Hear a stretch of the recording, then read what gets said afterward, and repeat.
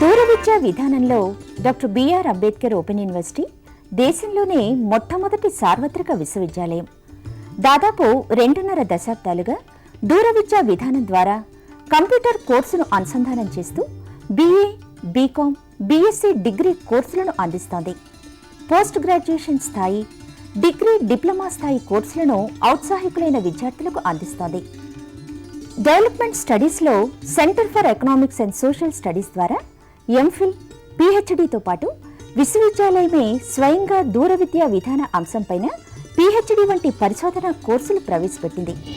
రాష్ట్ర వ్యాప్తంగా సుమారు 4.5 లక్షల మంది విద్యార్థులు ఈ విశ్వవిద్యాలయం నుంచి ఉన్నత విద్యావకాశాలు పొందుతున్నారు.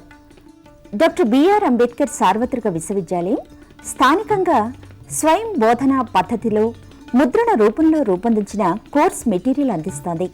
కోర్స్ మెటీరియల్ అధ్యయనానికి సహకరించే విధంగా రేడియో, టెలివిజన్ పాఠ్యాంశాల ఆధారంగా కార్యక్రమాలు ప్రసారం చేస్తోంది. అధ్యయన కేంద్రాల ద్వారా ఏర్పాటు చేసే సలహా సంసర్గ తరగతులు, సైన్స్ ప్రాక్టికల్ సౌకర్యాలు విద్యార్థులకు స్వయం అధ్యయనానికి ఒక చక్కటి అవకాశం. ఇవి విద్యార్థి సమీపంలో ఉండే అధ్యయన కేంద్రం నుంచే పొందొచ్చు.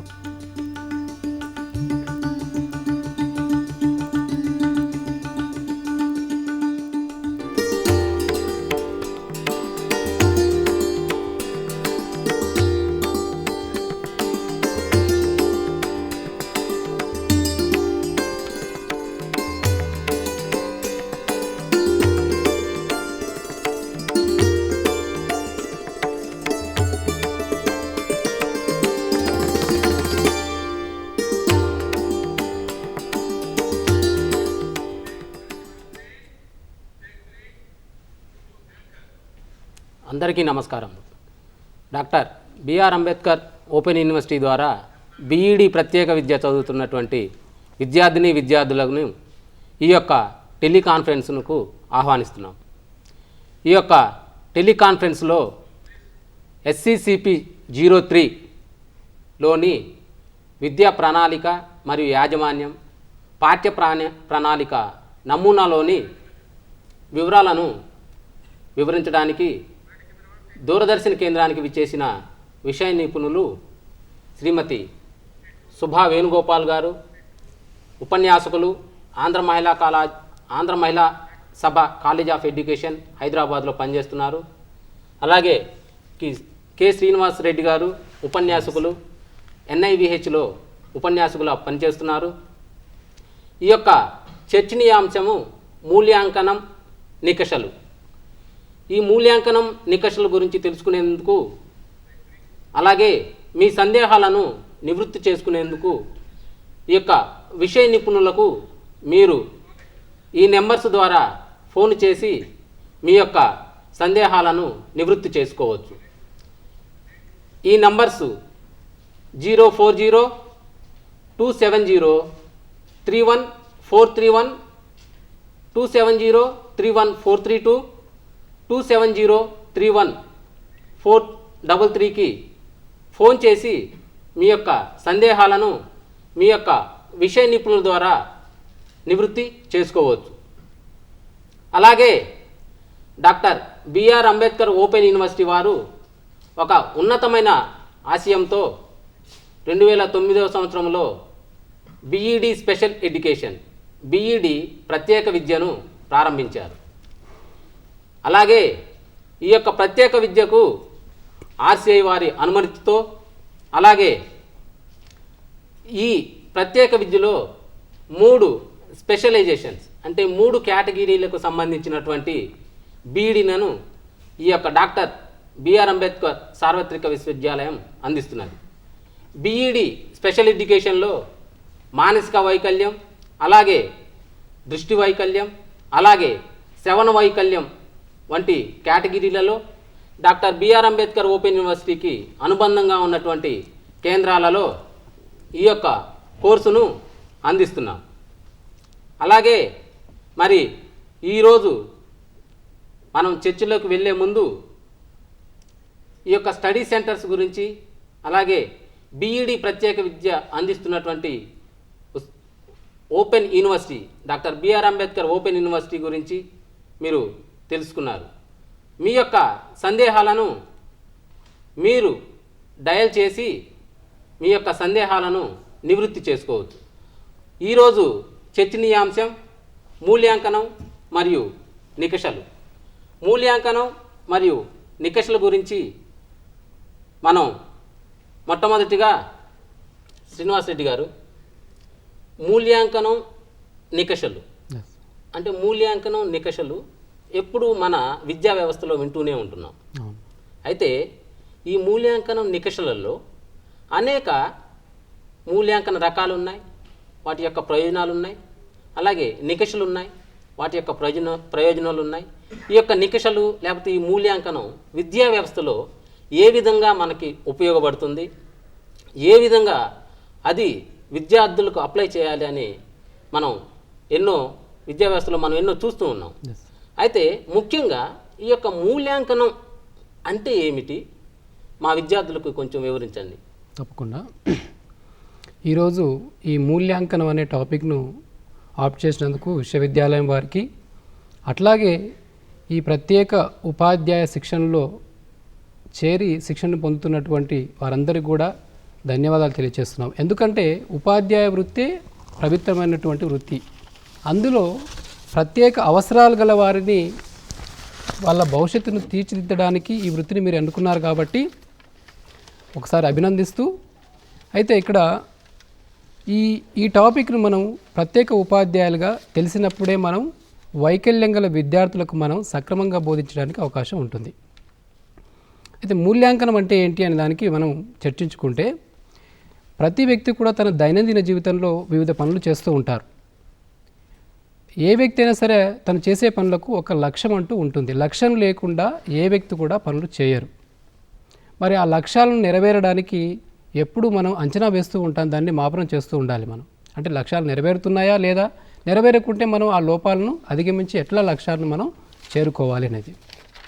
అదే విధానం కూడా మన విద్యా విధానంలో ఉంది.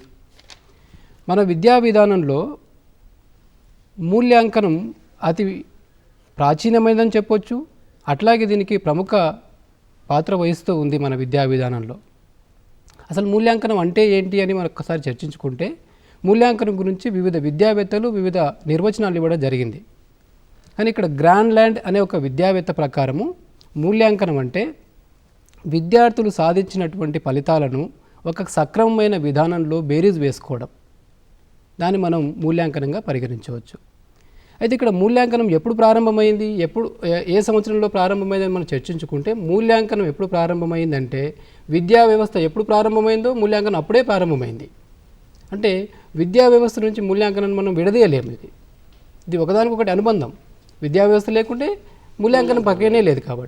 కాబట్టి ఈ ప్రక్రియ ద్వారా, మూల్యాంకనం ద్వారా చాలా ఉపయోగాలు ఉన్నాయి. వాటిలో కొన్ని మనం చర్చించుకుంటే, బోధనా లక్ష్యాలు నెరవేరాయా లేదా మనం బేరీజ్ వేసుకోవడానికి మూల్యాంకనం అవసరం. అట్లాగే లక్ష్యాల్లో ఏమైనా మార్పులు చేసుకోవాలా, లేదా ఉపాధ్యాయునిగా మనం బోధించేటప్పుడు విద్యార్థులు లక్ష్యాలు చేరుకున్నప్పుడు ఉపాధ్యాయులుగా, ప్రత్యేక ఉపాధ్యాయులుగా మనం ఎలాంటి అడ్జస్ట్మెంట్ చేసుకోవాలి మనం.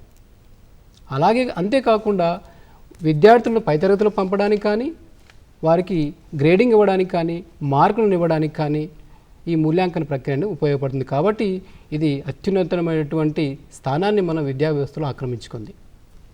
అంటే విలువైన నిర్ణయాలు తీసుకోవటం.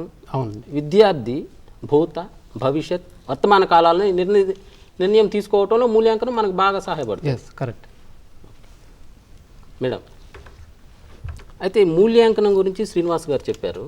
అయితే ఈ మూల్యాంకనంలో మూల్యాంకనం మరియు మాపనం అని ఉంది. అయితే అది మనం నిత్య నూతనంగా మనం వింటూనే ఉన్నాం, ఎల్లవేళలా మనం వింటూనే ఉన్నాం.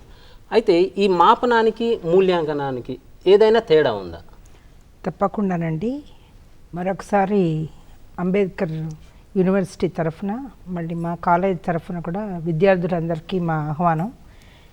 ఇప్పుడు మూల్యాంకనానికి ఎంత విలువ ఉందో శ్రీనివాస్ రెడ్డి గారు చెప్పారు కదా. మరి ఇప్పుడు ఇచ్చిన ప్రశ్న ఏమిటంటే, మూల్యాంకనానికి మాపనానికి తేడా ఉందా అని. తప్పకుండానండి, చాలా తేడా ఉంది. ఎందుకంటే if you come and take the evaluation in today's world, that is in the globalized scenario, man from the time he gets up to the time he sleeps, he is undergoing a lot of and experiencing a lot of things or events at a global level. And now with social networking, Facebook and all, everybody from the nook and corner of the world gets to know instantaneously through digitalization, YouTube, etc., all the things which are happening around the world. For example, if you take the Indian diplomat in US, the plight into which she is, the handcuffed, stripping up and then putting her along with in the cell along with drug addicts and all. This is a very, very major event which has to be discussed, criticized and analyzed. Secondly, now if you see the Indian political scenario, the Aam Aadmi Party has clean swept off the polls and put the age old Congress party into a hole, with a pall of gloom hanging around like a noose to the Congress party. And there are a number of violences taking place, atrocities against women, and in the cultural field also there are a number of changes. The digitalization has also brought in a lot of insight into human existence. If you keep on talking like this, then you see that every time we are encountering some situation or some event, we are likely to sit on judgment. This sitting on judgment is nothing else except evaluation. Therefore, evaluation is a qualitative form of sitting on judgment, attributing some values to that whatever we are spelling out. But in case of measurement, that is in Telugu they say it's maapanam. So maapanamlo ఎక్కువ కూడా numerical వాల్యూస్కి మనం attach చేస్తాం. The attributions are for numerical values, that is to say సంఖ్యా విలువల్ని మనం ఆపాదిస్తాం.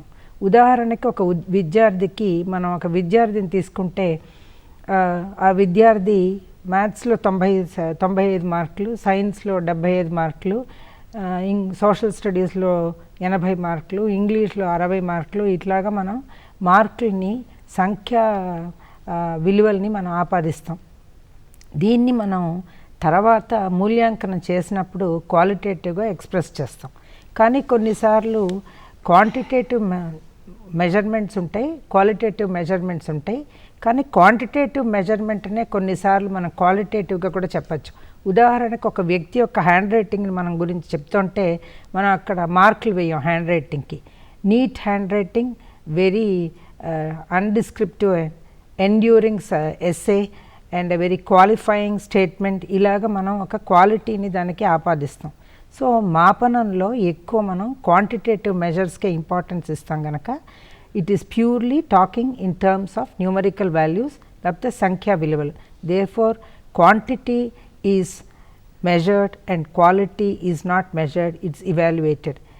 So when we talk about evaluation, we borrow the word from Sanskrit mulya mapanam, లేకపోతే mulya evaluation. So we attribute this evaluation a qualitative status because value is attached to every numerical number we are giving, and therefore it's converted into what is called a quality, which is fitness to consume or ready to take up. Thank you, sir. Thank you. అంటే మనకు ఈ యొక్క మాపనం ఒక అధికారాన్ని లేక ఒక సంపూర్ణ ఆకారాన్ని విద్యలో ఇస్తుందన్నమాట. ఆ విధంగా ఇచ్చినటువంటి మాపనం అంటే ముందు ముందు ఈ పిల్లల యొక్క చదువుని ఇంకా అప్గ్రేడ్ చేయడానికి మనకి మూల్యాంకనం, అదే మాపనం మనకు ఉపయోగపడుతుంది. అయితే శ్రీనివాస్ గారు, ఈ యొక్క మూల్యాంకనం మాపనం గురించి మనం తెలుసుకున్నాం. అయితే ఈ యొక్క మూల్యాంకనం మాపనం ప్రత్యేక విద్యలో, ఈ యొక్క మూల్యాంకనం మాపనం అనేది ప్రత్యేక విద్యలో ప్రత్యేక విద్యార్థులకు మనం ఏ విధంగా ఉపయోగించవచ్చు? For example visual impair children ఉన్నారు, వాళ్ళకి ఈ మాపనం అంటే ఈ ఎవాల్యుయేషన్ ఏ విధంగా ఉపయోగిస్తాం? ఓకే, ఇక్కడ మనం ఆలోచించేది ఏంటంటే వైకల్యం ఉన్నంత మాత్రాన విద్యా విధానంలో మార్పులు లేవండి. ఏవైతే మార్పులు ఉన్నాయో అవి చాలా చిన్న మార్పులు. అవి అయితే ఎలాంటి మార్పులు అంటే కొన్ని రకాల అడాప్టేషన్స్ అంటూ చేయాలి మనం. ఎందుకంటే వాళ్ళకు విజన్ ఉండదు కాబట్టి దృష్టి ఆధారితంగా చేసేటటువంటి యాక్టివిటీస్లో కొంతవరకు వాళ్ళు లిమిటేషన్ ఉంటుంది వాళ్ళకు. కాబట్టి వాటిని అధిగమించడానికి మనము స్పర్శాయుతమైనటువంటి భావనలు కానీ లేదా వాళ్ళు చదువుకునేటటువంటి లాంగ్వేజ్ బ్రెయిలీ లాంగ్వేజ్లో కానీ లేదా ప్రశ్నలు రూపొందించేటప్పుడు కూడా కొంత కఠినత్వ స్థాయిని తగ్గించి ఇచ్చినట్లయితే మనం సాధారణ విద్యార్థులతో పాటు వీళ్ళు కూడా ప్రతిభావంతులుగా ఎదిగి విద్యా ఉద్యోగాలు కూడా సంపాదించడానికి అవకాశం ఉంటుంది. అంటే ఇప్పుడు ఎంబోజ్డ్ కావచ్చు, టాక్టైల్ కావచ్చు, లేదా ఆడియోలోకి తీసుకురావడం కావచ్చు, లేదా ఒకవేళ దృష్టిలోపం అంటే వాళ్ళకు లో విజన్ అంటూ ఉంటాం మనం. ఆ లో విజన్ వారికి కలర్ కాంట్రాస్ట్తో పెద్ద అక్షరాలను వాళ్ళు చేసి చదువుకునేటట్టు మనం చేసినట్లయితే వాళ్ళు కూడా ప్రతిభను అంటే ఈ పిల్లలకి డైరెక్ట్ మెథడ్ ఉపయోగించాలి. డైరెక్ట్ మెథడ్ ఉపయోగించి వీళ్ళకి ఎవాల్యుయేషన్ కానీ మాపనం కానీ. అవును. ఓకే. అలాగే శ్రీనివాస్ గారు, ఓకే, ఇప్పుడు మనం ఆ స్పెషల్ చిల్డ్రన్ గురించి ఉన్నటువంటి మూల్యాంకనం మరియు మాపనం గురించి తెలుసుకున్నాం. అలాగే దీనిలో కూడా నికష మరియు పరీక్ష అని ఉంటాయి. నికష, పరీక్ష ఇవి కూడా చాలా దగ్గరగా ఉంటాయి, పోలికలు చాలా దగ్గరగా ఉంటాయి. నికష అన్నా ఒకటే, టెస్ట్ ఎగ్జామినేషన్ అన్నా ఒకటే, అది కూడా ఒక టెస్టే. కానీ నికషకి మరియు పరీక్షకి మధ్య కొంచెం తేడా ఉంటుంది. రైట్, చాలా మంచి క్వశ్చన్ అండి. ఎందుకంటే మూల్యాంకన ప్రక్రియలో మనం తరచుగా ఉపయోగించే పదాలు ఇవి. నికష అంటే టెస్ట్ అని, పరీక్ష అంటే మన ఎగ్జామినేషన్ అంటున్నాం. ఈ రోజులలో విద్యావంతులైన తల్లిదండ్రులు కూడా ఈ పదాలను వాడుతున్నారు. అంటే ఒకదానికి బదులు ఒకటి వాడుతూ ఉన్నారు వాళ్ళు. తల్లిదండ్రులతో పాటు వాళ్ళే కాకుండా పాఠశాలలో పనిచేసే ఉపాధ్యాయులు కూడా వాడుతూ ఉన్నారు దీనికి. కాబట్టి మన ప్రత్యేక ఉపాధ్యాయులుగా ఈ రెండింటి మధ్య వేరియేషన్ మనం గుర్తుంచుకోవాలి. ఇక్కడ నికష అంటున్నాం. నికష అంటే స్వల్పకాలిక వ్యవధిలో మనం నిర్వహించేటటువంటి ఒక టెస్ట్. స్వల్పకాలికం అంటే స్లిప్ టెస్ట్ లాగా, లేకుంటే వీక్లీ టెస్ట్ లాగా, లేదంటే కొన్నిసార్లు ఏం చేస్తారంటే ఉపాధ్యాయుడు ఈరోజు మనం పాఠ్యాంశాన్ని బోధించిన తర్వాత తదనంతరము ఇమీడియట్గా వాళ్ళు ఎగ్జామ్ పెట్టేటటువంటి అట్లా కూడా నిర్వహించవచ్చు. కాబట్టి దీని ద్వారా మనం విద్యార్థులోంచి దేన్ని వెలికి తీస్తామంటే ప్రజ్ఞను వెలికి తీయచ్చు, మనోవైజ్ఞానాన్ని వెలికి తీయచ్చు, వాళ్ళ యొక్క మూర్తిమత్వాన్ని వెలికి తీయడానికి ఇలాంటి పరీక్షలు ఉపయోగపడతాయి. అట్లాగే మనం పరీక్షలు అన్నాం. మనం ఈ పరీక్షలు అనేదానికి దీనికి దీర్ఘకాలిక వ్యవధిలో మనం నిర్వహిస్తూ ఉంటాం. ఉదాహరణకి ఏంటి, మనం ఒక సెమిస్టర్ విధానం పూర్తయిన తర్వాత నిర్వహించేటటువంటిది, సంవత్సరం మొత్తం చదువుకున్న తర్వాత ఆ ఇయర్ ఎండింగ్లో నిర్వహించేటటువంటివి యాన్యువల్ ఎగ్జామ్స్. ఎందుకంటే మన ఫార్మల్ ఎడ్యుకేషన్ సిస్టంలో ఉన్న విధానం అదే. మనకు అక్కడ 10వ తరగతి తీసుకోండి, ఇంటర్మీడియట్, డిగ్రీ కానీ ఇలాంటి విధానాలు ఉంటాయి మనకు. కాబట్టి ఈ రెండింటి తేడా మనం గమనించి ప్రత్యేక విద్యార్థులకు అట్లాగే దీన్ని అవేర్నెస్ కలిగించేటట్టు ప్రత్యేక పాఠశాలలో ముఖ్యంగా ఇప్పుడు కాబోయే ఉపాధ్యాయులు చెప్తే ఇంకా బాగుంటుందని నా ఉద్దేశం. కరెక్ట్. సో అట్లాగనే అంటే శ్రీనివాస్ గారు, ఈ నికష పరీక్షలో మనకి 2 types ఆఫ్ టెస్టులు ఉన్నాయి, వెర్బల్, నాన్ వెర్బల్. అవునండి. ఈ నాన్ వెర్బల్ కూడా మనకి ఈ ప్రత్యేక పిల్లలకు ఉపయోగపడతాయి. ఈ రెండు ఉపయోగపడతాయి. ఎందుకంటే వాళ్ళు వెర్బల్ ఆధారంగానే వాళ్ళు ఎక్కువగా విషయాన్ని కూడా వాళ్ళు క్రోడీకరించడానికి అవకాశం ఉంటుంది. ఎందుకంటే ముఖ్యమైనటువంటి దాదాపుగా మనం చెప్తూ ఉంటాం 82% పైగా మనం విజన్ ద్వారానే మనం గ్రాస్ప్ చేస్తూ ఉంటాం మనం. కాబట్టి వాళ్ళకు ఈ వెర్బల్ ద్వారానే వాళ్ళకు ఈ రోజుల్లో వాళ్ళకు ప్రత్యేకమైనటువంటి కంప్యూటర్లు అందుబాటులోకి వచ్చాయి. కాబట్టి వాళ్ళు సాధారణ విద్యార్థులతో సమానంగా పోటీ పడి చదువుతున్నారు, అలాగే ఉద్యోగాలు కూడా సంపాదిస్తున్నారు. ఎందుకంటే ఈ వెర్బల్ కానీ ఇలాంటి సదుపాయాలు మనలోకి వచ్చాయి. కాబట్టి అంటే ఇప్పుడు ఆధునిక సాంకేతికత వచ్చిన తర్వాత, బాగా పెరిగిన తర్వాత ఇప్పుడు వాళ్ళు డైరెక్ట్ వెర్బల్ అంటే వాళ్ళు ఏదైతే ఇప్పుడు వినటం ద్వారా ఎక్కువ నేర్చుకొని ఈ యొక్క పరీక్షలు రాయటం కానీ లేకపోతే టెస్టులు రాయటం కానీ జరుగుతుంది.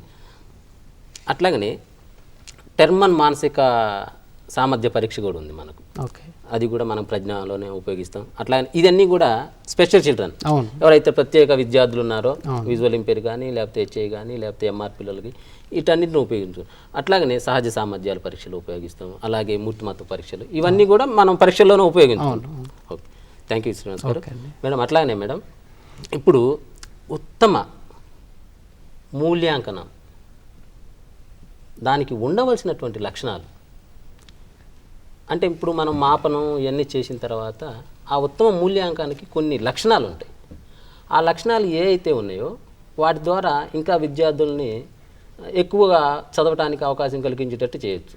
అటువంటి లక్షణాల గురించి వివరించండి మేడం మీరు. మంచిదండి. ప్రతి దానికి కూడా కొన్ని లక్షణాలు ఉంటాయి. ఉదాహరణకి ఎడారికి లక్షణాలు ఉంటాయి, మనిషికి లక్షణాలు ఉంటాయి.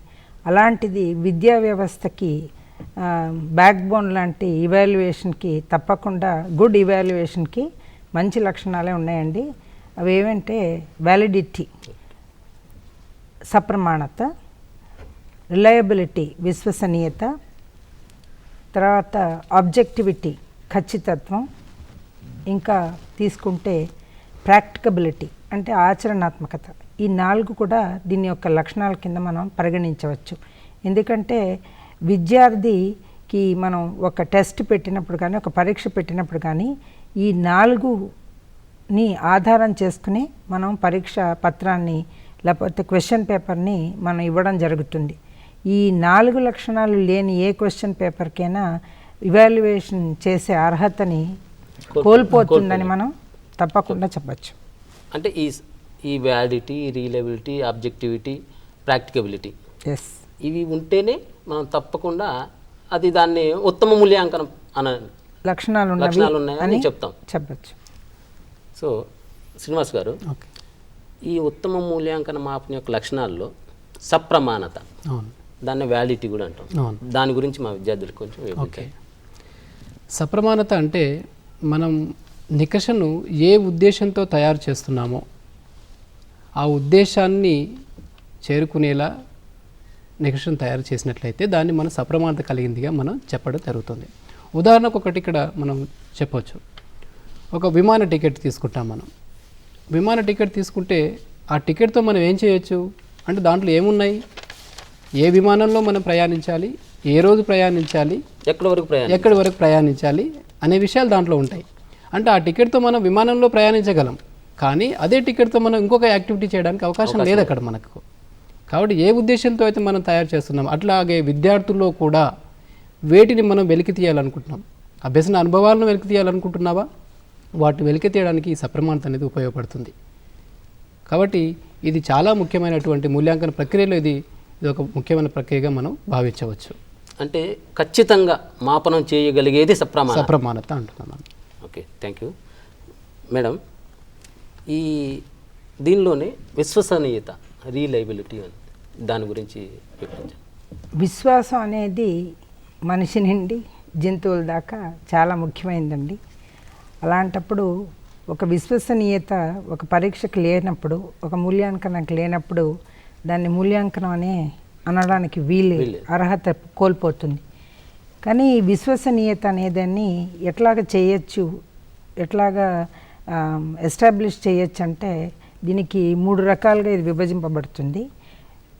టెస్ట్, రీటెస్ట్ అంటే ఒక సమూహం విద్యార్థులకి ఒక టీచరు లేకపోతే ఒక ఉపాధ్యాయుని కానీ ఉపాధ్యాయురాలు కానీ ఒక సెట్ ఆఫ్ క్వశ్చన్స్ ఇచ్చిన తర్వాత ఒక 15 రోజుల గ్యాప్లో మళ్ళీ అదే సమూహం, అదే గ్రూప్ ఆఫ్ స్టూడెంట్స్కి సేమ్ టీచర్ టెస్ట్ని పెడితే స్కోర్స్లో అంటే గణనల్లో వేరియేషన్స్ లేకపోతే దానికి విశ్వసనీయత ఉన్నట్టు తెలుస్తుంది.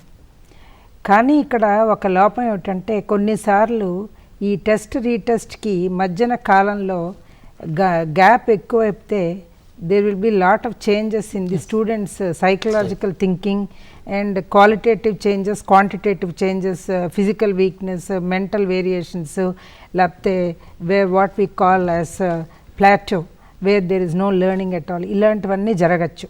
ఇంకొక రకమైన విశ్వసనీయత ఏమిటంటే ఇది ఫస్ట్ది, దాన్ని తెలుగులో అయితే పునః పరీక్ష అంటారు.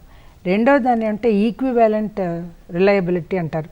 అంటే ఆ టెస్ట్నే 2 సమాన భాగాల కింద విభజించి దాని రూపురేఖ విధానంలో ఎటువంటి మార్పులు లేకుండా విద్యార్థుల సమూహానికి ఇచ్చినట్టయితే వాళ్ళ పర్ఫార్మెన్స్ని కోఎఫిషియంట్ కోరిలేషన్ ద్వారా మనం మాపనం చేయగలిగితే అప్పుడు ఒకేలాంటి రిజల్ట్ వస్తే దానికి విశ్వసనీయత ఉన్నట్టుగా మనం పరిగణించవచ్చు. మూడో రకం ఏంటంటే ద్విఖండన అంటారు. దాన్ని ఏంటంటే స్ప్లిట్ రిలయబిలిటీ అంటారు, లేకపోతే స్ప్లిట్ హాఫ్ రిలయబిలిటీ అంటారు. అంటే మొత్తం టెస్ట్లో ఉన్న సంఖ్యలో ఉన్న క్వశ్చన్స్ అన్నిటినీ సమానంగా విడదీసేసి 2 గ్రూపులుగా దాన్ని విభజించడం. అంటే సరి సంఖ్య ఉన్న ప్రశ్నలన్నీ ఒక గ్రూప్ గాను, బేస్ సంఖ్య ఉన్న క్వశ్చన్స్ అన్నీ ఇంకొక గ్రూప్ గానే విడదీసి రెండు గ్రూప్స్ని ఒకేసారి అడ్మినిస్టర్ చేసినప్పుడు కూడా మళ్ళీ మనం కోఎఫిషియంట్ ఆఫ్ కార్రిలేషన్ దొరికితే అప్పుడు మనం ఏం చెప్పచ్చు అంటే దీనికి విశ్వసనీయత ఉంది అని మనం చెప్పగలం.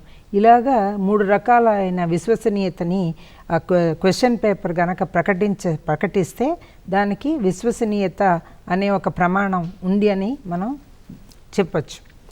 అంటే పరీక్షకు మధ్య విద్యార్థుల ఫలితాలలో స్థిరత్వం ఉంటే అది మనం ఉంటే కరెక్ట్, స్థిరత్వం ఉండాలి.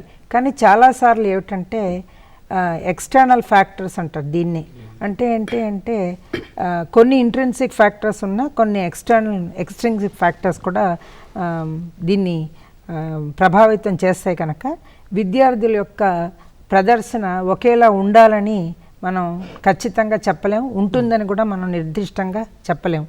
కానీ వీలైనంత వరకు చాలా క్లోజ్గా ఉన్నప్పుడు ఈ పరీక్షల్లో మార్కులు వాళ్ళ స్కోర్స్ చాలా క్లోజ్గా ఉన్నప్పుడు మనం దీనికి విశ్వసనీయత ఉంది అని ఖచ్చితంగా చెప్పచ్చు. ఫలితాల్లో స్థిరత్వం ఉంది. కానీ మనం క్వశ్చన్ పేపర్ తయారు చేసినప్పుడు కూడా మనం ఏం చేయాలంటే విశ్వసనీయతని దృష్టిలో ఉంచుకుని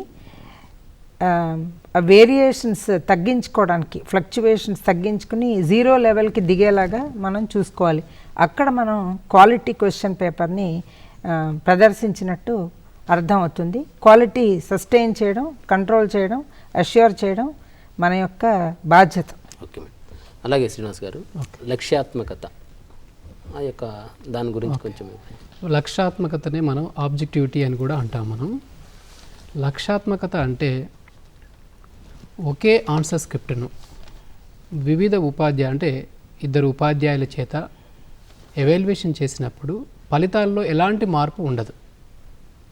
ఉదాహరణకు తీసుకుంటే ఒక ఉపాధ్యాయుడు తన తరగతి గదిలోని విద్యార్థులకు ఒక పరీక్ష పేపర్ను తయారు చేసి నిర్వహించి మూల్యాంకనం చేసి దాని ఫలితాలను వెలువరుస్తాడు.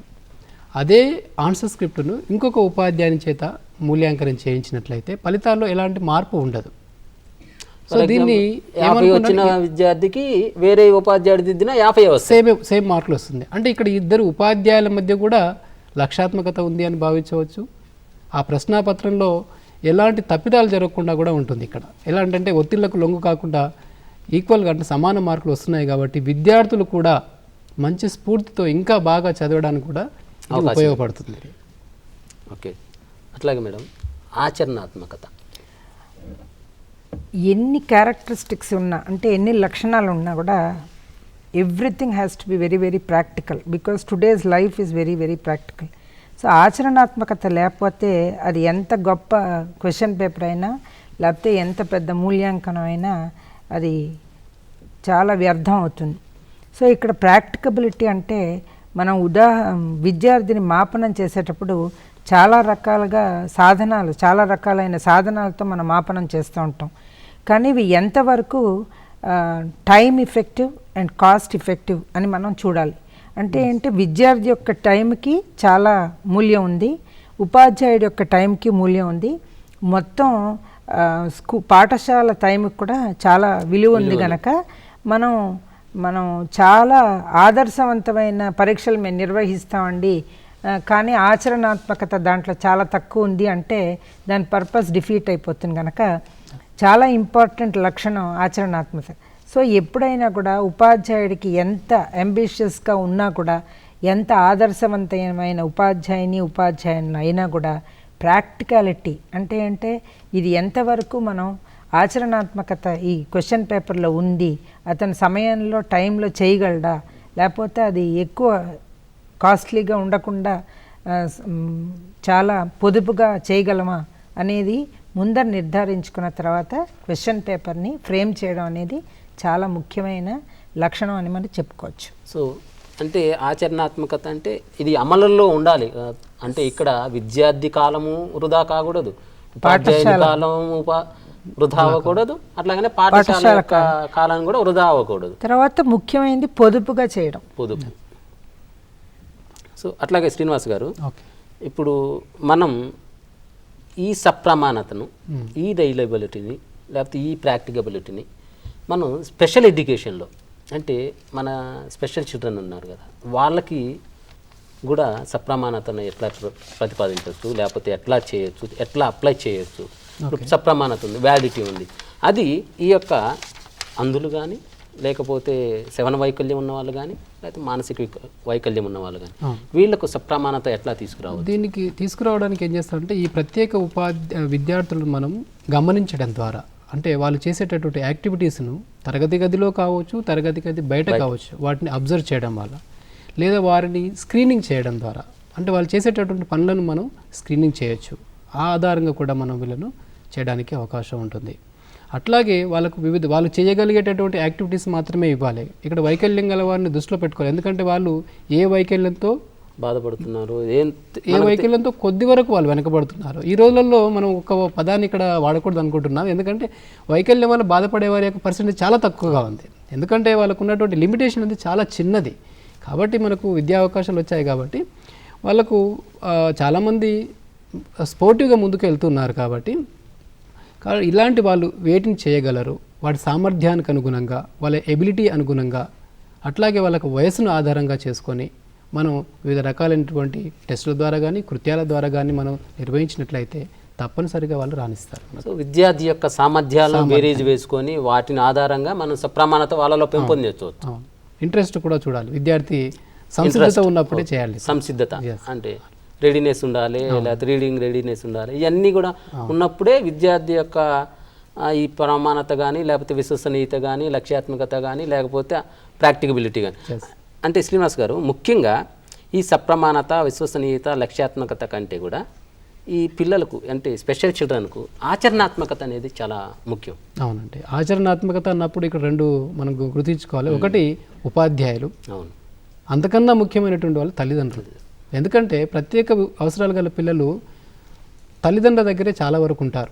కాబట్టి అది బేసికల్గా మనం నేర్పించవలసినటువంటి స్కిల్, మన డిఎల్ఎస్ స్కిల్స్ అంటాం. మనం దైనందిన కార్యక్రమాలు కావచ్చు, లేదా డైలీ లివింగ్ స్కిల్స్. అదే అట్లాగే మనం అందుల విషయాన్ని తీసుకుంటే ఓరియంటేషన్ మొబిలిటీ కావచ్చు, లేదా శ్రవణ లోపం ఉన్న వాళ్ళు తీసుకుంటే ఆ శ్రవణ లోప యంత్రాన్ని అమర్చే విధానం కావచ్చు, ఉపయోగించే విధానం కావచ్చు. వీటన్నిటి గురించి తల్లిదండ్రుల ఉపాధ్యాయుల కన్నా ఎక్కువ పేరెంట్స్కి అవేర్నెస్ ఉంటుంది.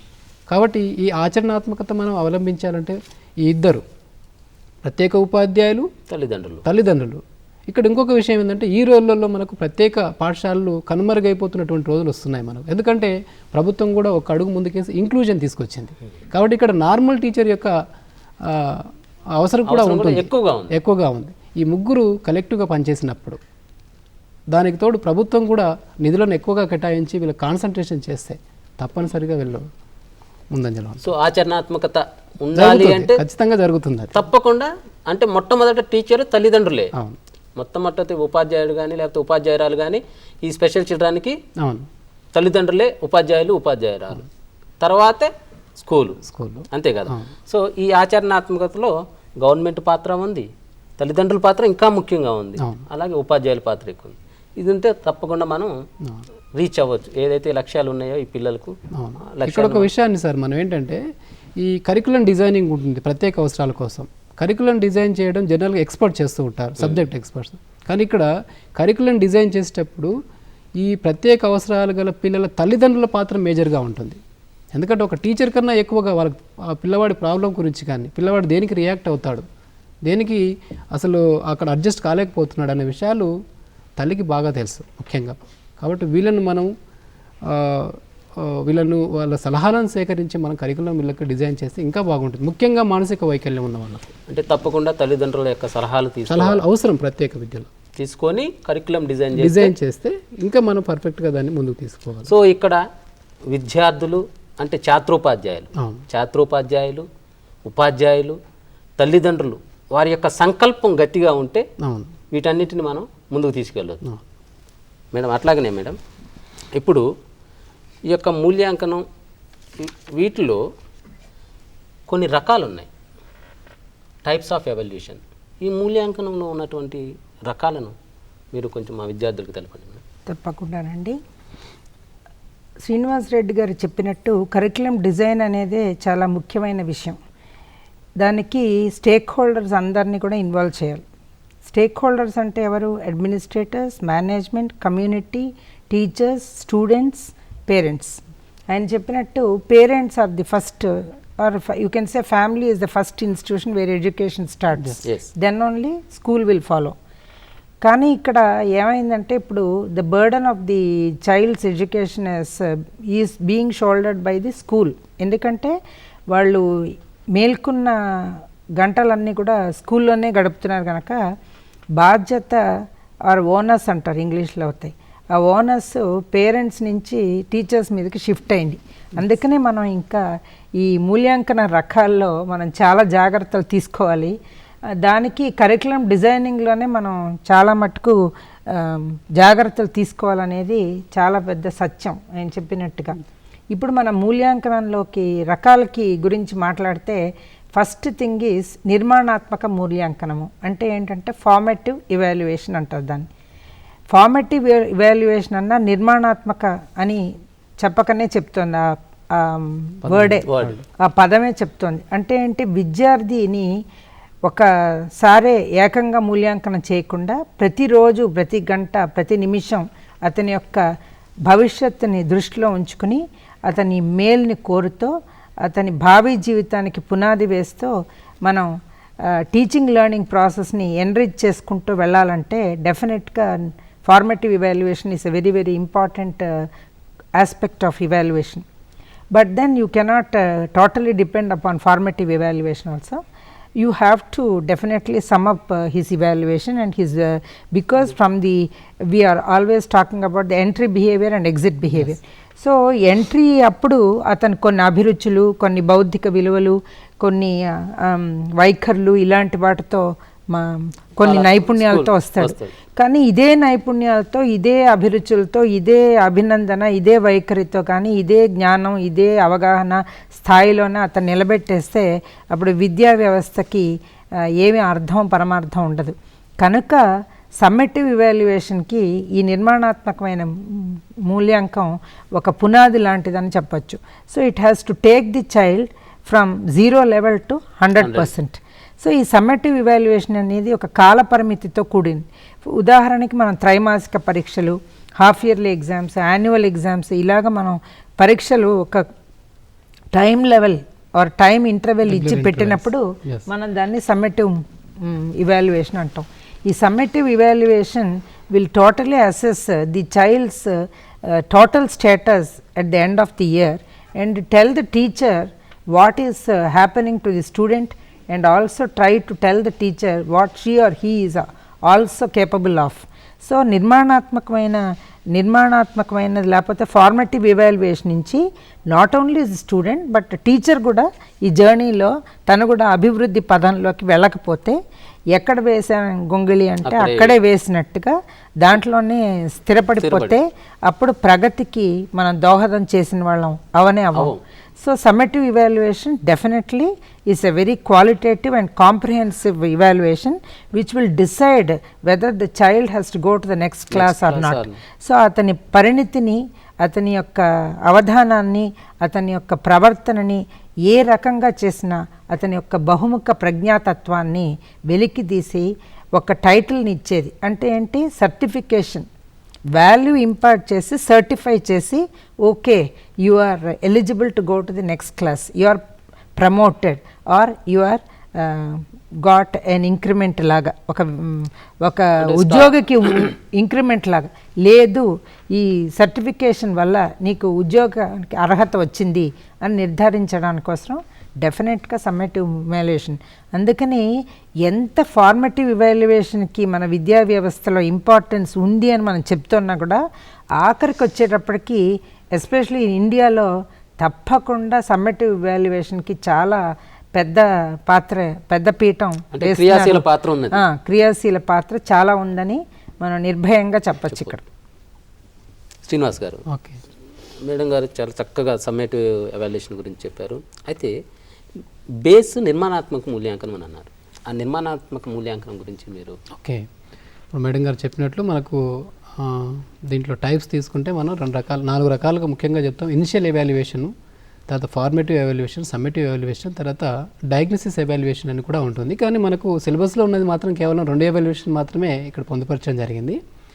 అయితే ఇక్కడ సార్ ఇక్కడ ప్రత్యేక అవసరాలు గల పిల్లలకు ఈ సమ్మేటివ్ ఎవాల్యుయేషన్ అనేది ఫార్మేటివ్ ఎవాల్యుయేషన్ అనేది చాలా ఉపయోగకరం సార్. మేడం అని చెప్పారు ఇప్పుడు ప్రతి నిత్యం కూడా మనం వాళ్ళని పరీక్షిస్తూ ఉండాలి అన్నాం మనం. నిరంతర మూల్యాంకనం అంటే వైకల్యం గల వారికి నిరంతరం మనం పర్యవేక్షిస్తూ ఉన్నట్లయితేనే ఆ పర్యవేక్షణ ఉపాధ్యాయులు చేయాలి. ప్రత్యేక పాఠశాలలో ఉపాధ్యాయుల పాత్ర ఎంత ముఖ్యమో సపోర్టివ్ స్టాఫ్ కూడా, ప్రత్యేక పాఠశాలలో సపోర్టివ్ స్టాఫ్, మనం వర్కర్స్ అని పిలుస్తుంటాం, వాళ్ళు వర్కర్స్ కాదండి, అక్కడ సపోర్టివ్ స్టాఫ్ అనే మన పదాన్ని వాడాలి అక్కడ. వాళ్ళ ప్రాముఖ్యత కాబట్టి వాళ్ళు ప్రతినిత్యం వీళ్ళను అబ్జర్వ్ చేస్తూ ఉంటారు. కాబట్టి ఇక్కడ ఈ ఫార్మేటివ్ ఎవాల్యుయేషన్ మనం తీసుకున్నప్పుడు ఈ తరచుగా ఎప్పుడు నిరంతరం మనం మూల్యాంకనం చేస్తూ ఉండాలి. సో నిరంతరం మూల్యాంకనం ఎట్లా చేయాలి, దీనికి పద్ధతులు ఏంటి? మనం ఓరల్ టెస్ట్ పెట్టొచ్చు, వాళ్ళకు రిటర్న్ టెస్ట్ పెట్టొచ్చు. ఇప్పుడు పరిపుచ్చలు అంటాం మనం, ఇంటర్వ్యూస్ ఉన్నాయి, ఇంటర్వ్యూల ద్వారా కూడా మనం వీళ్ళను ఈ ఎవాల్యుయేషన్ చేయడానికి అవకాశం ఉంటుంది. అంటే మనం ఇక్కడ ఒక విషయాన్ని గుర్తు చేసుకోవాలి, మనం లెసన్ ప్లాన్ స్టార్ట్ చేసినప్పుడు మనం ఇనిషియల్ ఎవాల్యుయేషన్ చేస్తాం. అంటే ఆ విద్యార్థికి బోధించే పాఠం పట్ల ఎంతవరకు పరిజ్ఞానం ఉంది అని చెప్పడానికి. శ్రీనివాస్ గారు ఫోన్ వస్తుంది. ఓకే,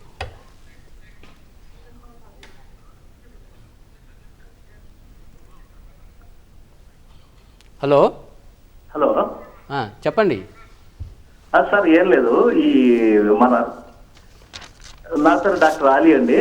చెప్పండి సార్. ఇప్పుడు ఈ స్పెషల్ ఎడ్యుకేషన్ ఏరియాలో సార్. నాగరాజు గారు చెప్పండి చెప్పండి.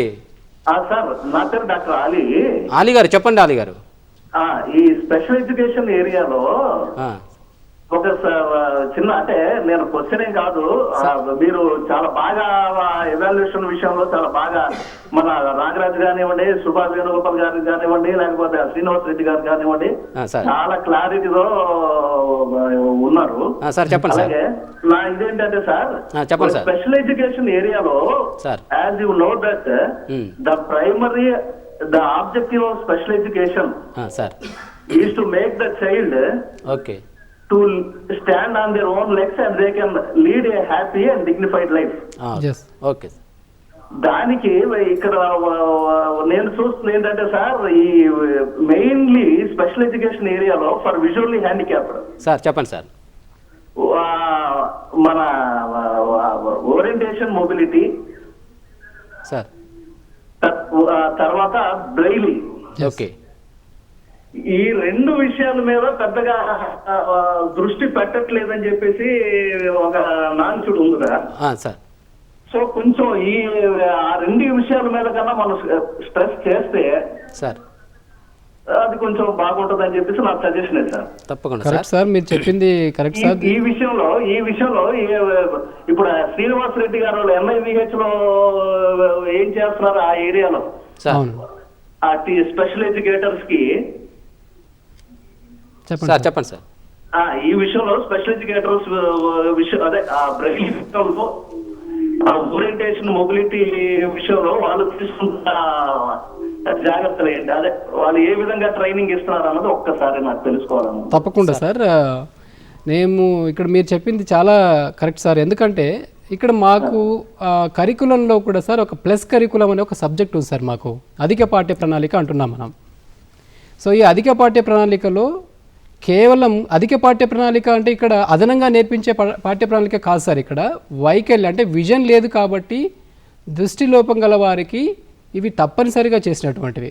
మీరు అన్నట్లు ఓరియంటేషన్ మొబిలిటీ కానీ, డిఎల్ఏ స్కిల్స్ కానీ, బ్రెయిలీ కానీ, మ్యాథమెటిక్స్ డివైసెస్ ఉన్నాయి, టైలర్ ఫ్రేమ్ కానీ, అబాకస్ కానీ, తర్వాత జామెట్రీ కిట్ కానీ, ఇలాంటి ఇంకా ప్రత్యేకంగా వాళ్ళకు కొన్ని కంప్యూటర్స్ కూడా వచ్చాయి. కాబట్టి వీటి పట్ల ఒక ప్రత్యేకంగా ఒక సబ్జెక్టే ఉంది. ఒక సెమిస్టర్లో వాళ్ళకు 100 మార్కుల పేపర్ ఉంటుంది. మేము వీక్లీ 2 days ఖచ్చితంగా వీటికి ఓన్లీ ఓరియంటేషన్ మొబిలిటీకి క్లాసులను నిర్వహిస్తూ మేము వాళ్ళకి చెప్తూ ఉన్నాం. ఎందుకంటే ఇవి మనం ప్రైమరీగా చేయాల్సినటువంటి బాధ్యత.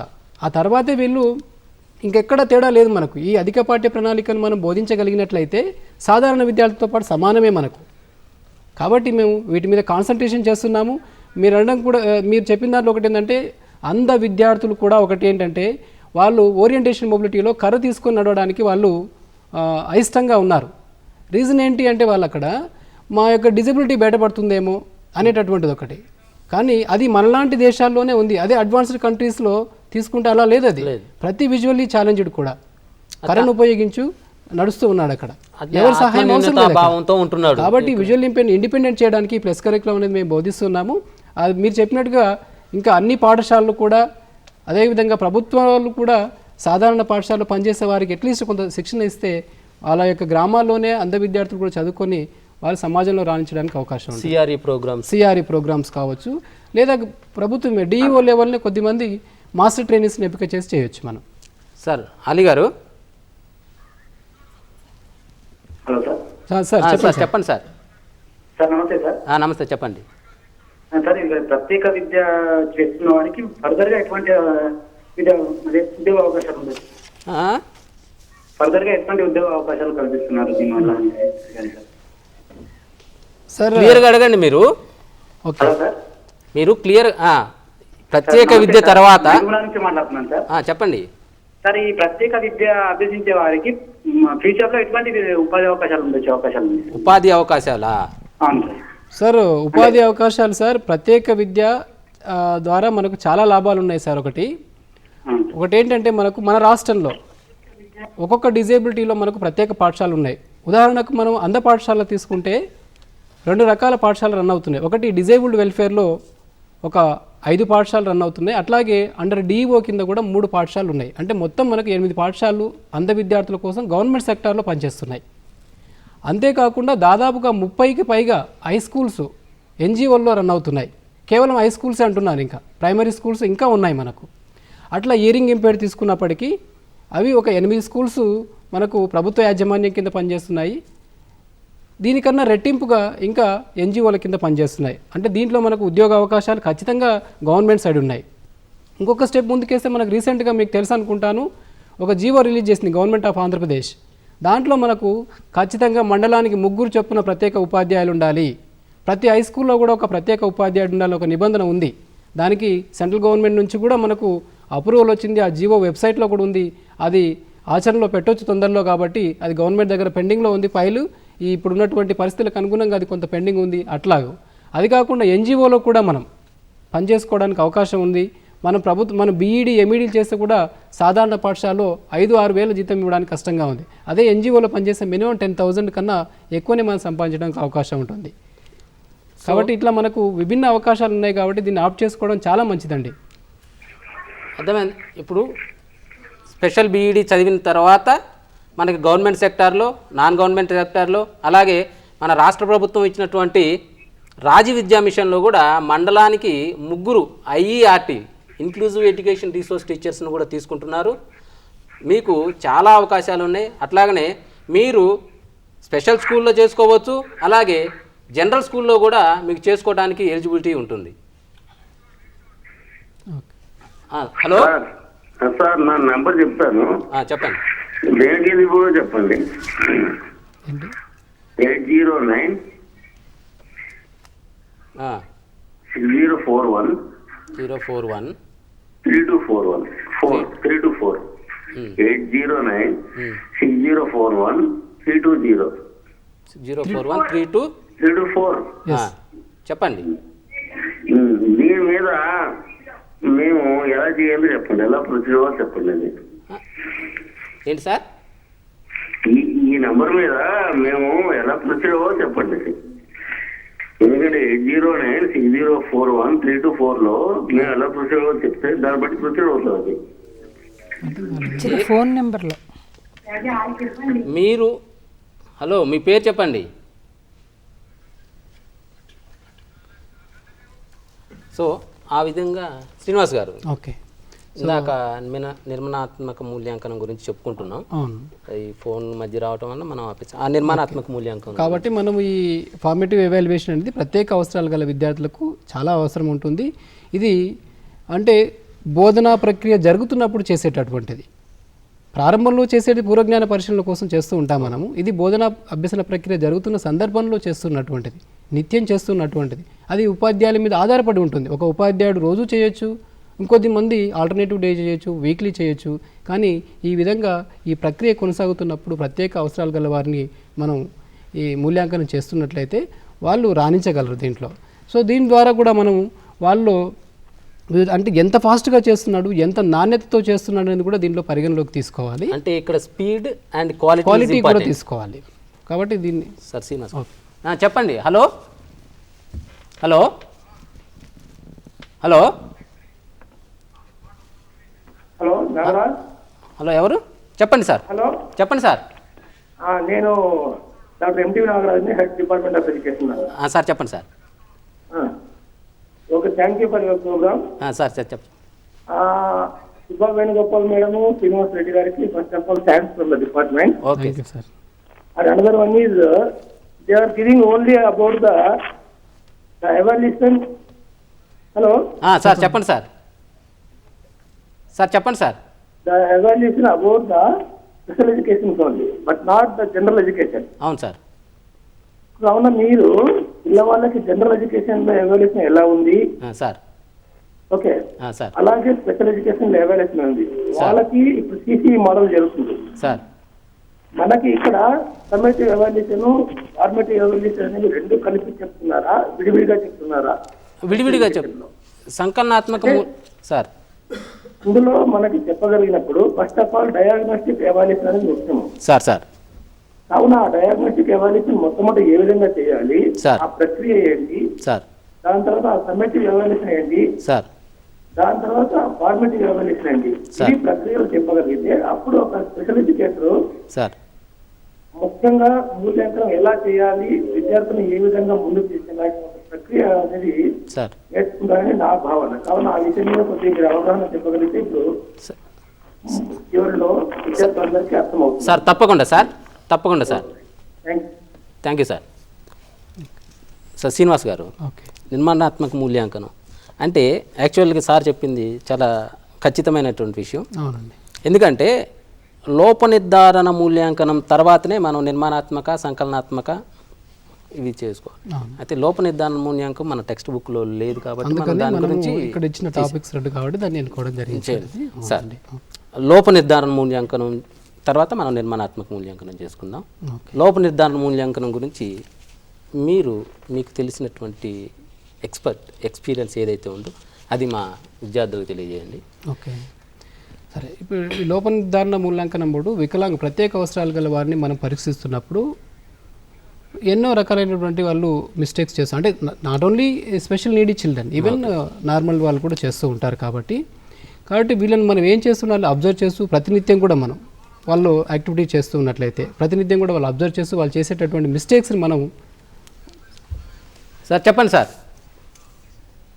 హలో హలో, నమస్కారం సార్. నేను ఐఆర్టీ మాట్లాడుతున్నా సార్, షోయేబ్. సార్ చెప్పండి. నేను ఇంతకు ముందు ఇదే సార్, ఇప్పుడు ఫస్ట్ ఇయర్ చేస్తున్నా సార్ ప్రజెంట్ నేను. సార్ చెప్పండి. అయితే ఇప్పుడు నేను విఐ గురించి చేస్తున్నా, విజువల్ ఇంపైర్మెంట్. అయితే ఇప్పుడు విజువల్ ఇంపైర్మెంట్ చిల్డ్రన్స్ లో కూడా ఇది వైకల్యం దానికి మూల్యాంకనం ఉంది కదా సార్. అయితే అదే కొంచెం డిఫరెంట్ కావాలి సార్. అయితే మనకు నార్మల్ చిల్డ్రన్స్ కంటే డిఫరెంట్ ఉంది కదా, ఇప్పుడు ఫార్మేటివ్ వాల్యుయేషన్ ఉంది. అవును. అయితే దానికి డిఫరెంట్ గా మనం పిల్లపాటుతో ఉంటాం కానీ అదే 3 months గోల్ అట్లా దానికి ఎట్లా చేయాలని ఒక ఇస్తే బాగుంటుంది సార్.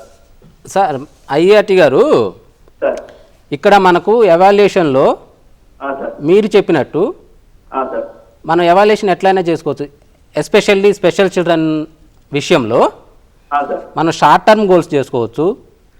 ఓకే సార్, అది నాకు ఐడియా ఉంది సార్. కానీ ఒక గోల్ ని అచీవ్ కానికి ఇప్పుడు నార్మల్ ఎడ్యుకేషన్ లో దానికి డిఫరెంట్ బిట్వీన్ అడుగుతున్నాం సార్.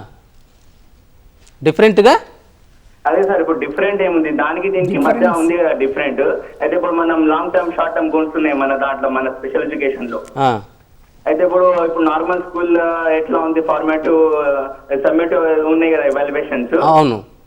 అయితే దీంట్లో ఎట్లా చేయాలి సార్ అని ఒక, అంటే ఫార్మేటివ్, సంకలనాత్మక, ఈ సమ్మేటివ్లో ఎలా చేయాలి మూల్యాంకనం అని అంటున్నారు. ఏది అందులో అంధ విద్యార్థుల విషయంలో. అవును సార్, అవును సార్. శ్రీనివాస్ గారు.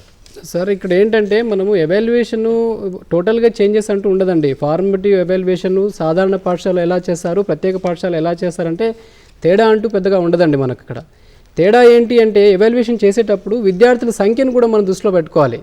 మన సాధారణ పాఠశాలలో అయితే 40 మందిని ఒకేసారి మనం ఎవాల్యుయేట్ చేయడానికి అవకాశం ఉంటుంది. అదే ప్రత్యేక అవసరాలు గల పిల్లలు ఉన్నట్లయితే వాళ్ళ యొక్క వైకల్యానికి ఆధారంగా కొన్నిసార్లు మానసిక వైకల్యం ఉంటే 1:1 చేయాల్సి వస్తుంది.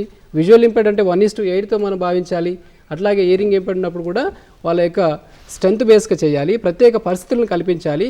వాళ్ళకు అనుగుణమైనటువంటి పరికరాలను, అంటే వాళ్ళకు ఏదైతే అసెస్మెంట్ చేస్తున్నామో వాళ్ళు దేనికి రియాక్ట్ అవుతారో లేదా వారికి తెలిసినటువంటి విషయాలను మాత్రమే అసెస్మెంట్కి ఉపయోగిస్తే చాలా మంచిదండి. ఐఆర్టీ గారు విన్నారు కదా? వేరే కాల్. హలో చెప్పండి. హలో చెప్పండి. లైన్ లో అదే ఎవాల్యుయేషన్ లో మార్కింగ్ గ్రేడింగ్ వాటి గురించి విన్నానండి. వాటి గురించి ఏమైనా చెప్తారేమో అని అడుగుదాం. ఏంటండి మళ్ళీ ఒకసారి చెప్పండి. ఎవాల్యుయేషన్ లో మామూలుగా స్పెషల్ ఎడ్యుకేషన్ లో స్పెషల్ నీడ్స్ పిల్లలకి వాళ్ళ ఎడ్యుకేషన్ లో ఎవాల్యుయేషన్ గురించి చెప్తున్నారు. దాంట్లో మార్కింగ్ గ్రేడింగ్ దాని గురించి కూడా చెప్తారా? తప్పనిసరిగా మేడం. ఇప్పుడు మనం అవలంబిస్తున్నటువంటి విధానం ఏంటంటే మార్కింగ్ విధానం ఉందండి, కానీ ఈ మధ్యలో మనకు గ్రేడింగ్ విధానం కూడా వచ్చింది. ఈ రెండింటికి తేడా ఏంటి, దేంట్లో నష్టాలు ఉన్నాయని మనకు ఒక్కొక్కసారి బేరీజ్ వేసుకుంటే, ఈ మార్కింగ్ విధానంలో విద్యార్థుల యొక్క ప్రతిభను కొలవడం అనేది కొంచెం కష్టంగా మారింది. ఎందుకు అంటే ఒక తరగతి గదిలో పిల్లలకు 1 నుంచి 100 మార్కులు రావచ్చు. ఒకరికి 1 మార్కు వస్తుంది, ఒక 0 మార్కులు వస్తాయి, 5 మార్కులు వస్తాయి, 100 మార్కులు కూడా వస్తున్నాయి. కాబట్టి దాంట్లో ఏమంటే దాంట్లో మనం స్కేల్స్ ఉంటాయి. మనకు 101 స్కేల్స్ ఉన్నాయి మన మార్కింగ్ విధానంలో అయితే. కాబట్టి 101 స్కేల్స్ను మనం విద్యార్థులను వర్గీకరించడం కష్టం. కాబట్టి దాన్ని మనం కుదించేసి కేవలం 5 శ్రేణులుగా మాత్రమే విభజించాం మనం. 5 శ్రేణులు అంటే ఏంటి? ఎక్సలెంట్, గుడ్, తర్వాత ఎక్సలెంట్ అంటున్నాం, గుడ్ అంటున్నాం, యావరేజ్ అంటున్నాం, బిలో యావరేజ్, పూర్. సో ఈ 5 గ్రేడ్లను మాత్రమే విభజిస్తున్నాం మనం. ఉదాహరణకి ఏం చేస్తున్నామంటే ఒక ఏ అనే విద్యార్థికి ఒక ప్రశ్నాపత్రాన్ని ఇచ్చాం మనం. ప్రశ్నాపత్రాన్ని ఇచ్చేసి 4 ప్రశ్నలు ఉన్నాయి, 4టిని ఎవాల్యుయేట్ చేయాలి. ఒకదానికి 5 మార్కులు, ఇంకొక దానికి 5 మార్కులు, ఇంకొక దానికి 4, ఇంకొక దానికి 3 వచ్చినాయి అనుకుందాం మనం. కాబట్టి 4టిని టోటల్ చేసేటైతే 17 అవుతుంది. తర్వాత దీంట్లో నెంబర్ ఆఫ్ గ్రేడ్స్ క్వశ్చన్స్ ఎన్ని ఉన్నాయి? 4 ఉన్నాయి మనకు. కాబట్టి 17/4 చేస్తే మనకు 4.25 వస్తుంది. అంటే మనకి ఇక్కడ శ్రేణి మనకు వ్యాప్తి ఉంది. ఇక్కడ అంటే గ్రేడుల యొక్క శ్రేణిలో వ్యాప్తి ఉంది.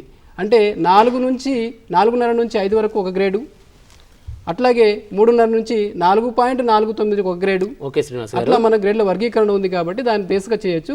ముఖ్యంగా దీనిలో అడ్వాంటేజ్ ఏంటంటే వెనుకబడినటువంటి విద్యార్థులకు కూడా ఉపయోగపడుతుంది. ఓకే శ్రీనివాస్ గారు, శ్రీనివాస్ రెడ్డి గారు మరియు సుభా వేణుగోపాల్ గారు ఈరోజు మా స్టూడియోకి వచ్చి మరి మా విద్యార్థులకు మీ యొక్క విలువైన సమయాన్ని, మీ యొక్క అమూల్యమైన సందేశాన్ని, లేకపోతే మీ యొక్క అమూల్యమైనటువంటి సందేహాలని నివృత్తి చేసినందుకు మీ ఇద్దరికి కృతజ్ఞతలు తెలుపుకుంటూ మరి ఈ కార్యక్రమాన్ని ఇంతటితో ముగిస్తున్నాం. Thank you.